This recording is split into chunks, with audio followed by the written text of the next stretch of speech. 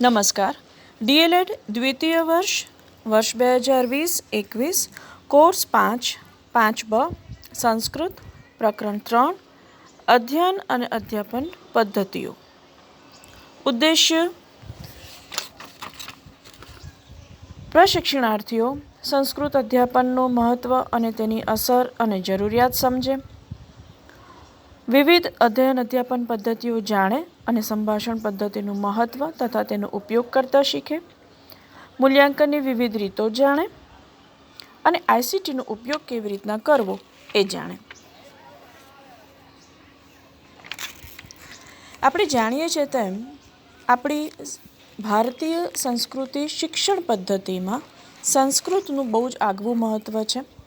વૈદિક કાળથી જ આપણે ઋષિમુનિઓ યજ્ઞવિધિ ગુરુકુળમાં જે શીખવતા એ બધી જ વિધિનું માધ્યમ એ સંસ્કૃત ભાષા હતું. એ જે સંસ્કૃત ભાષામાં બધી વિધિઓ કરતા કે શિક્ષણ કરતા, અધ્યાપન કરાવતા, એ બધું જ કંઠસ્થ કરાવતા, બધું જ ઓરલ વર્ક હતું. સંસ્કૃતની ભાષામાં એ બધું જ કાર્ય મૌખિક રીતે થતું હતું. ઓરલ વર્ક જેને કહીએ છીએ એ બૃહદારણ્યક ઉપનિષદમાં જ્ઞાનાર્જનની શ્રવણ, મનન તથા નિધિધ્યાસન આ 3 પ્રક્રિયાઓની વ્યાખ્યા મળે છે. ઉપનિષદ કાળમાં પણ સંસ્કૃત ભાષાનું શિક્ષણ જે છે એ મૌખિક રૂપથી જ થતું હતું. મંત્ર, સૂત્ર કે શ્લોકનું શ્રવણ કર્યા બાદ વિદ્યાર્થીઓ કંઠસ્થ કરતા અને ત્યારબાદ મનન અર્થગ્રહણ કરી અને એની અનુભૂતિ કરતા. વાદ વિવાદ, શંકા સમાધાન, ચર્ચા પદ્ધતિ દ્વારા પણ શિક્ષણ કાર્ય આશ્રમ વ્યવસ્થામાં થતું. આ એક શિક્ષણ પ્રણાલી હતી. આ સંસ્કૃત ભાષા શિક્ષણની આપણે થોડીક પ્રયોજાતિ ગ્લોબલ લેવલ એટલે કે વૈશ્વિક ફલક પર જે પ્રયોજાતિ પદ્ધતિઓ છે એના વિશે સહેજ જાણીએ. ફર્સ્ટ, કમ્યુનિકેટિવ લેંગ્વેજ ટીચિંગ કે જેમાં વાતચીત દ્વારા ભાષા શિક્ષણ કરવામાં આવે. અધ્યયનના વિવિધ પરિસ્થિતિમાં અસરકારક અને યોગ્ય પ્રત્યાયન કરવા પર ભાર મૂકવામાં આવ્યો છે. કમ્યુનિકેટિવ લેંગ્વેજ ટીચિંગ એ અભ્યાસક્રમના વિષય વસ્તુમાં એવા કાર્યોનો સમાવેશ કરવામાં આવે છે કે જેમાં આમંત્રિત કરવું, સૂચનો કરવા, સમય, સ્થળ અને અભિવ્યક્તિના સંદર્ભે ફરિયાદ કે અભિપ્રાય આપવો. નેક્સ્ટ, ઓડિયોલિંગ્વલ એટલે કે ભાષા શ્રવણ. આ પદ્ધતિની પાછળ એવો સિદ્ધાંત રહેલો છે કે ભાષા શીખવી એટલે કે નિશ્ચિત વલણ, એટીટ્યૂડ, કોઈ હેબિટ કે એવી કોઈ સિચ્યુએશનને સંવાદોનો ખૂબ અભ્યાસ કરવો. ટોટલ ફિઝિકલ રિસ્પોન્સ એટલે કે TPR શારીરિક પ્રતિભાવ, સાદી સૂચનાઓ ક્લાસરૂમની ફોર્મ્યુલામાં વાપરવી અને એના ઉપર ભાર મૂકવો. જેમ કે વિદ્યાર્થીઓની સમક્ષ શિક્ષક ઊભા હોય તો વિદ્યાર્થીઓને જ્યારે ઊભા થવાની સૂચના આપવી હોય ત્યારે એમ કહેવું પડે કે ઉત્તિષ્ઠ એટલે વિદ્યાર્થીઓ ઊભા થાય, ઉપવિશ એટલે વિદ્યાર્થીઓ બેસે, આગચ્છ એટલે વિદ્યાર્થીઓ આવે, ગચ્છ એટલે કે જવું. એમ એક્શન દ્વારા એટલે કે ક્રિયા દ્વારા વર્ગખંડની અંદર જ વિદ્યાર્થીઓને ફોર્મ્યુલા શીખવવી. આપણા પ્રતિભાવથી વિદ્યાર્થીઓ આ જેસ્ચર શીખી શકે અને સાથે સાથે સંસ્કૃત ભાષા પણ સાંભળે. નેક્સ્ટ, કમ્યુનિટી લેંગ્વેજ લર્નિંગ સામુદાયિક ભાષા શિક્ષણ. આ પદ્ધતિમાં એવો પ્રયાસ કરવામાં આવે છે કે શિક્ષક અને વિદ્યાર્થી વચ્ચે વ્યક્તિગત સંબંધ સ્થપાય અને એ જે રેપોર્ટ એસ્ટાબ્લિશ થાય એમાં કોઈ શીખવાની પ્રક્રિયામાં ભંગાણ ન પડે માટે માતૃભાષામાં ખૂબ જ વાતચીત કરીને પછી વિદ્યાર્થીના પુનરાવર્તન માટે શિક્ષક દ્વારા તેનો અનુવાદ કરવામાં આવે. Next, task based language learning. કોઈ પણ કાર્ય આધારિત ભાષા શિક્ષણ એટલે કે કોઈ પ્રવૃત્તિ ઉપર ભાષા શિક્ષણ કરાવવું.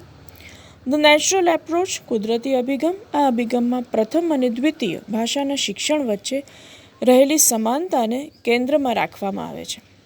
લર્નિંગ એક્સપિરિયન્સ એપ્રોચ ભાષા અનુભૂતિ અભિગમ. આ અભિગમમાં ભાષા શિક્ષણના કૌશલ્યોને એટલે કે 4 કૌશલ્યોને હસ્તગત કરવા માટે વિદ્યાર્થીઓના પોતાના અનુભવ જગતમાં આવેલી ભાષાના શબ્દો અને કથાઓનો ઉપયોગ કરવામાં આવે. ઓરલ કમ્યુનિકેશન મેથડ મૌખિક રીતે પ્રત્યાયનનો ઉપયોગ કરવામાં આવે.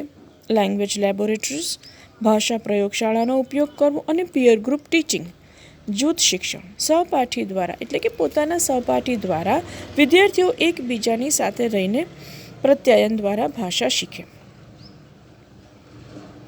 આ બધામાં સૌથી અગત્યની પદ્ધતિ છે એ સંભાષણ પદ્ધતિ છે. સંભાષણ પદ્ધતિ એટલે સંભાષણ, ભાષા કરવી, બોલવું. યા ભાષ્યતે સા ભાષા, જે બોલાય તે ભાષા. અર્થાત જ્યાં સુધી બોલાય નહીં ત્યાં સુધી એ ભાષા બનતી નથી. કોઈ પણ ભાષા શિક્ષણનો એક નોર્મલ ક્રમ છે. Listening, speaking, reading and writing. આ સાંભળવું, બોલવું, વાંચવું અને લખવું એ જે ક્રમ જે છે એ જ ક્રમમાં આપણે સંસ્કૃત ભાષાનું પણ શિક્ષણ થાય છે. અને શ્રવણ એ એનું પહેલું પાસું છે. સંસ્કૃત ભાષામાં વાતચીત કરતાં પ્રથમ શીખવાનું હોય છે અને પછી જ વાંચન અને લેખન થાય છે. સંસ્કૃત ભાષાને રોજબરોજના જીવન વ્યવહાર સાથે સાંકળીને પરસ્પર વાતચીતના માધ્યમથી શીખવવાની પદ્ધતિ એટલે કે સંભાષણ પદ્ધતિ. આ પદ્ધતિમાં જ્ઞાત પરથી અજ્ઞાત તરફ જવાનો ક્રમ છે. અભ્યાસના બિંદુઓને વિવિધ રમતો, રોલ પ્લે, અભિનય ગીતો, પ્રશ્નોત્તર, સુંદર સંવાદો વગેરે પ્રયુક્તિઓ દ્વારા શીખવવામાં આવે છે. આમ સંભાષણ પદ્ધતિ એટલે કે સહજ ક્રિયાઓ દ્વારા અધ્યેતાના આત્મવિશ્વાસને જાગૃત કરીને શીખવવાના મુદ્દાને નાના નાના બિંદુઓમાં વિભાજિત કરીને પ્રત્યેક બિંદુને શીખવતા સંસ્કૃત ભાષાને વ્યવહારિક રીતે આત્મસાત કરાવવાની કળા. સંભાષણ પદ્ધતિનું મહત્વ કેમ છે?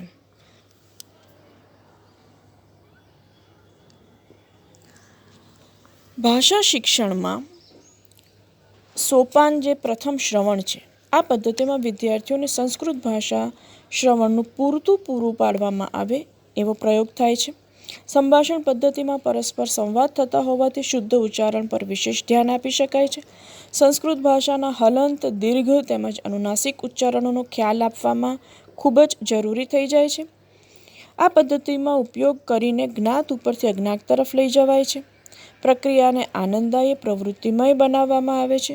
સંભાષણ પદ્ધતિમાં પ્રારંભમાં માત્ર બોલવા માટે પ્રોત્સાહિત કરવામાં આવે છે. સાચું ખોટું જોવાતું નથી, એને ધીરજપૂર્વક દૂર કરવાનો ફાઇનલી પ્રયત્ન થાય છે. સંભાષણ પદ્ધતિમાં અનુવાદનો આશ્રય લેવામાં આવતો નથી. સંસ્કૃત ભાષા દ્વારા જ સંસ્કૃત ભાષા શીખવવામાં આવે છે. સંભાષણ પદ્ધતિની બીજી પ્રવૃત્તિઓ વિશે વાત કરીએ તો શિક્ષક દ્વારા વર્ગ વ્યવહાર સંસ્કૃત ભાષામાં કરવામાં આવે તે ખૂબ જરૂરી છે. સંસ્કૃત ભાષાના ગીતો, સુભાષિતો વગેરેનું જ્ઞાન તેમજ પઠન વારંવાર કરવામાં આવે. શાળાની પ્રાર્થના સભામાં સુભાષિતો, શ્લોકો તેમજ મંત્રોને આવરી લેવામાં આવે. સ્કૂલના ભીંતચિત્રો અને એમાં દિવાલો ઉપર અભિનય દ્વારા જે ગીતો રજૂ થાય એના પણ ચિત્રો દોરવામાં આવે. સંસ્કૃત ભાષામાં બાળગીતોની રજૂઆત થાય. વર્ગખંડમાં અને શાળામાં જો સુભાષિત કે ગાન સ્પર્ધાનું આયોજન કરવું હોય તો ગીતા જયંતિ જેવી ઉજવણી કરીને શ્લોકનો પણ સ્પર્ધાની આયોજન કરી શકાય. દ્રશ્ય શ્રાવ્ય સાધનોનો ઉપયોગ કરીને પણ આ જ સંભાષણ પદ્ધતિનો ઉપયોગ ઘણી સારી રીતના થઈ શકે છે. વિવિધ પ્રવૃત્તિઓ દ્વારા સંભાષણ પદ્ધતિને સફળ બનાવવાનો પ્રયત્ન વિદ્યાર્થી અને શિક્ષકો દ્વારા કરવામાં આવે તો સંસ્કૃત ભાષા અવારનવાર રોજિંદા જીવનમાં વણાઈ જાય અને સંભાષણ પદ્ધતિનો અર્થપૂર્ણ ઉપયોગ થાય. આગળ જોઈએ શુદ્ધ અને સુવાચ્ય લેખનની રીતો. સંસ્કૃત ભાષાના સંદર્ભમાં ધ્યાનમાં રાખવાની અમુક વિગતો અહીંયા આપેલી છે, એને યાદ કરવી રહી કે જ્યારે જોડાક્ષરોના અનુલેખનની પ્રવૃત્તિ પ્રાથમિક કક્ષાએ ખાસ કરાવવાની રહેશે. ફ્લેશ કાર્ડ દ્વારા અથવા તો ચાર્ટ્સમાં એ ક્ષતિ ન થાય એની તકેદારી રાખીને શબ્દો બતાવવા જોઈએ. વિદ્યાર્થીઓને મુક્ત લેખનની પર્યાપ્ત તક પૂરી પાડવી જોઈએ. કંઠસ્થ થયેલા સુભાષિતોનું લેખન કરાવવું, ભાષા રમતો રમાડવી, સ્વાધ્યાય ગૃહકાર્ય વ્યક્તિગત રીતે ચેક કરવું અને એની જે જ્યાં કંઈ ક્ષતિ રહેતી હોય એનું ધ્યાન દોરવું. આમ સુવાચ્ય લેખનનું ધ્યાન આપીને પણ સંસ્કૃત ભાષા પ્રત્યે વિવિધ પ્રવૃત્તિઓ દ્વારા વિદ્યાર્થીઓને શુદ્ધ લેખનની ટેવ પાડી શકાય છે.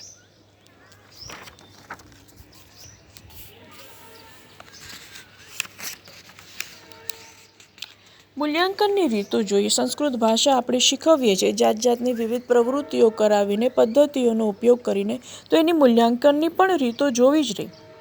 સંસ્કૃત વિષય ઉચ્ચતર પ્રાથમિકના તબક્કે વિશેષ રૂપે આપણે ભાષાના પરિચય માટે મૂકવામાં આવ્યો છે. મૂલ્યાંકન કાર્ય માત્ર સાદી વ્યવહારિક ભાષા અને તેના ઉપયોગ પર ધ્યાન કેન્દ્રિત કરવું જોઈએ. શુદ્ધ લેખન તથા અનુલેખનને મૂલ્યાંકનમાં સ્થાન આપવું જોઈએ. અમુક પ્રયુક્તિઓ જેવી કે મૌખિક કસોટી, ક્રિયાત્મક કસોટી, લેખિત કસોટી, અવલોકન, ચેકલિસ્ટ, ક્રમ માપદંડ, પ્રોજેક્ટ કાર્ય, આ બધા જે પ્રવૃત્તિના જુદા જુદા આયામો છે એનો ઉપયોગ પણ સંસ્કૃત ભાષાનું મૂલ્યાંકન કરતી વખતે આવશ્યક છે અને કરવું જોઈએ.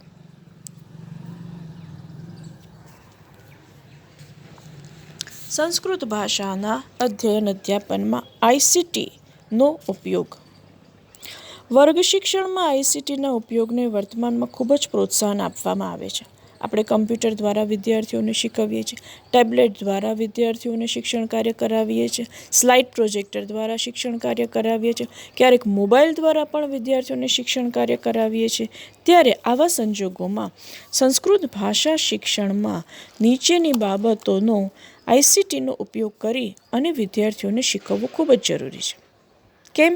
તો કે એનામાં અભિવ્યક્તિનો વિકાસ થાય, લોજિકલી તર્ક અને વિચારશક્તિનો વિકાસ થાય, ન્યાયસંગતતાનો વિકાસ, નિર્ણય ક્ષમતાનો વિકાસ થાય, કોમ્પ્રિહેન્શન અર્થગ્રહણ, ઝડપ અને શબ્દભંડોળની સુધારણા થાય, મૂલ્યોની સ્પષ્ટતા થાય, યોગ્ય અભ્યાસ ટેવોનો વિકાસ થાય. આ બધી બાબતોને ધ્યાનમાં રાખીને સંસ્કૃત ભાષા શિક્ષણમાં પણ આઈસીટીનો ઉપયોગ એ અગત્યનો છે. જેમાં શ્લોક, મંત્ર, સૂક્તિ વગેરેના શુદ્ધ ઉચ્ચારણ માટે ઓડિયો ક્લિપ્સ, ટેપ રેકોર્ડર, સીડી કે વેબસાઇટ અથવા યુટ્યુબ પરથી શ્લોકોનું શ્રવણ કરાવી શકાય. અભ્યાસના નાના બિંદુઓને પાવરપોઈન્ટ પ્રેઝન્ટેશન દ્વારા રજૂ કરી શકાય.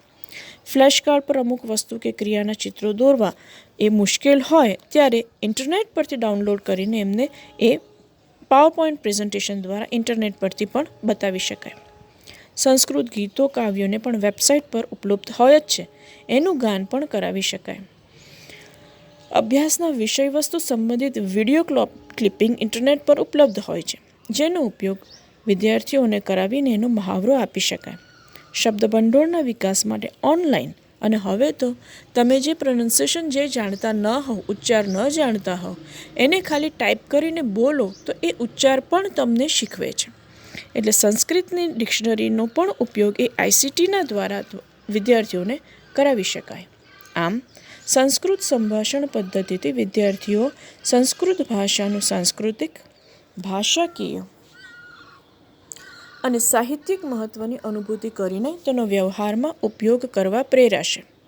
એક વસ્તુ ચોક્કસ છે, જે ભાષા જેટલી શિક્ષક વિદ્યાર્થીની સમક્ષ બોલશે એટલું વિદ્યાર્થી સાંભળશે અને એટલું જ બોલવા પ્રેરાશે. અભ્યાસ બિંદુઓને આધારે વૈશ્વિક ફલક પર યોજાતી અધ્યાપન પદ્ધતિઓને ધ્યાનમાં રાખીને શિક્ષકે વિદ્યાર્થીઓ સમક્ષ વર્ગખંડમાં રજૂઆત કરવી આવશ્યક છે. Thank you very much for Bing with me.